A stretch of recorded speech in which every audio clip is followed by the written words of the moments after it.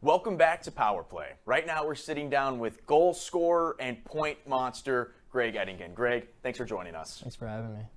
Greg, a couple weeks ago you scored a hat trick against McKendree University. I'm wondering what you saw on the ice that night that contributed to that, and if you've taken anything away from that game that you want to implement in the next coming games.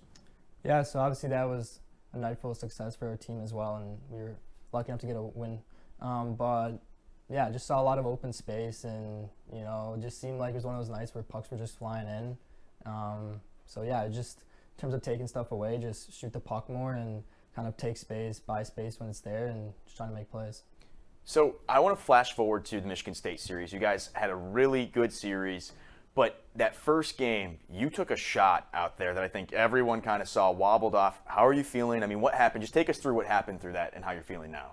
Yeah, so it was just kind of I think in their zone, and just took a knee right to the quad. And yeah, I mean, if you ever had a Charlie horse, they don't feel too good. So took the wind out of me a little bit, but we recovered. And so right now I don't feel it at all. So yeah, ready to go this weekend. Well, Greg, glad to hear you're doing okay. Year two, returning as the star of the team, one of the stars of the team. Wondering what's it like continuing to be in that role? Yeah, I mean, it's obviously great. It's an honor. It's always nice to be able to produce and help your team win. I think every good hockey team has guys who fill certain roles, and being able to produce and contribute offensively is something I take pride in. So it's definitely been fun. And one of those guys that is your teammates, who I actually got to talk to both of you last year, your brother. You said last year was kind of the first year that you guys really got to play on a team together because of the different ages. How is that going into year two? Because he joined you guys over the summer last year.